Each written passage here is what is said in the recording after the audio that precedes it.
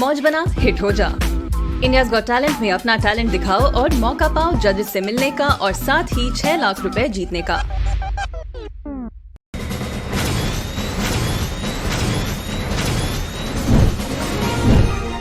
आज देश के लोकतंत्र के लिए बहुत ही दुर्भाग्यपूर्ण दिन है।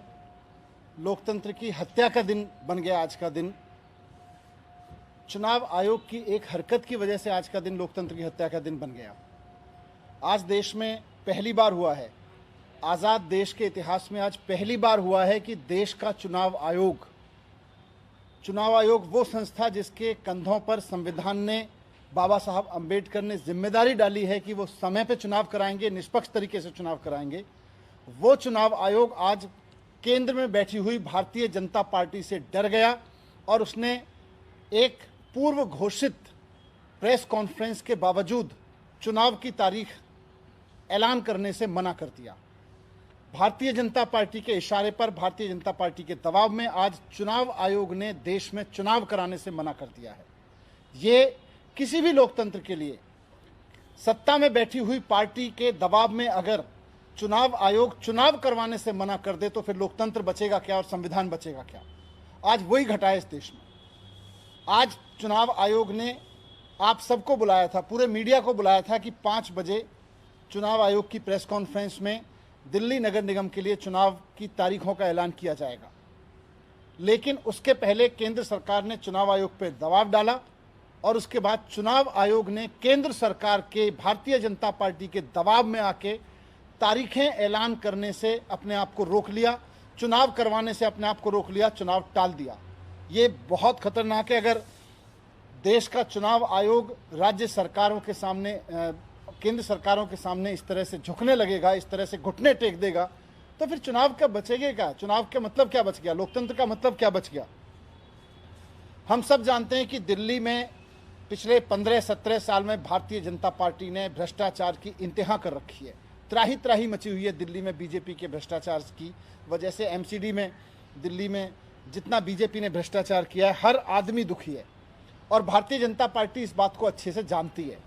अब जब चुनाव सर पे हैं, चुनाव की तारीखों का आज ऐलान होने वाला था, तो बीजेपी उससे घबरा गई। उसको पता है कि इस बार बीजेपी के भी सर्वेज में उनको पता है कि इस बार आम आदमी पार्टी की 272 में से 250 सीटें आने वाली हैं। जिस तरह से विधानसभा के चुनाव में 70 में से 67 सीटें दी एक बार और 70 में से 62 सीटें दी अरविंद केजरीवाल को दोबारा, तो आज पूरी दिल्ली में लोगों को लग रहा है कि एमसीडी में अभी उन्हें केजरीवाल ही चाहिए। और दिल्ली के दिल में जब आया कि एमसीडी में केजरीवाल, तो बीजेपी चुनाव से भाग गई। भारतीय जनता पार्टी घबरा गई कि 15-20 सीटों पर समेट देगी दिल्ली की जनता इतने भ्रष्टाचार की वजह से। तो उसने चुनाव आयोग को झुका के आज दबाव डाला और तारीखें टलवा दी, चुनाव आयोग से चुनाव का ऐलान टलवा दिया। आज भाग गई भारतीय जनता पार्टी। भारतीय जनता पार्टी में आज हिम्मत नहीं है कि दिल्ली की जनता का सामना कर सके। भारतीय जनता पार्टी में आज हिम्मत नहीं है कि समय पे चुनावों का सामना कर सके। बहाना ले रहे हैं यूनिफिकेशन का। यूनिफिकेशन से क्या होगा? यूनिफिकेशन से इतना ही तो होगा कि अभी 272 पार्षद अलग अलग जगह से अपने अपने वार्ड से चुने जाते हैं और 3 अलग अलग कमरों में बैठते हैं। यूनिफिकेशन होगा तो तीनों एक कमरे में बैठने लगेंगे, एक ही हॉल में बैठने लगेंगे। यूनिफिकेशन का यही तो है। तो यूनिफिकेशन करवाते रहना। लेकिन चुनाव क्यों टाल रहे हो? चुनाव से क्यों भाग रहे हो? चुनाव से क्यों घबरा रहे हो? क्योंकि आपको पता है कि आम आदमी पार्टी की 250 सीटें आ रही हैं और आपकी 15-20 सीटों पर ज़्यादा से ज़्यादा हो सकता है जीरो कर दे जनता। लेकिन भारतीय जनता पार्टी के कुकर्म तो दिल्ली की जनता जानती है और भारतीय जनता पार्टी अपने कुकर्मों की वजह से, हार के डर से घबराई है, हम समझते हैं। चुनाव आयोग बीजेपी से क्यों घबरा गया? चुनाव आयोग केंद्र सरकार के झुकाव में क्यों आ गया? देश के संविधान ने चुनाव आयोग को जिम्मेदारी दी है और पूरी पावर्स दी हैं कि वो किसी भी सरकार के आगे झुकेगा नहीं, निष्पक्ष चुनाव कराएगा, समय पे चुनाव कराएगा। लेकिन जिस तरह से आज चुनाव आयोग ने भारतीय जनता पार्टी और केंद्र सरकार के सामने घुटने टेक दिए हैं, उससे बहुत बड़ा खतरा पैदा हो गया है। कल को भारतीय जनता पार्टी या केंद्र सरकार चाहेगी तो वो राज्यों के चुनाव नहीं करवाएंगे। किसी भी राज्य में अगर कल को भारतीय जनता पार्टी को लगेगा कि वो हारने वाले हैं, तो वो चुनाव आयोग भारतीय जनता पार्टी के सामने घुटने टेक के वहां के इलेक्शन कैंसिल करा देगा। कल को मोदी जी को लगेगा कि वो देश का चुनाव हारने वाले हैं, तो केंद्र सरकार के इलेक्शन कैंसिल हो जाएंगे।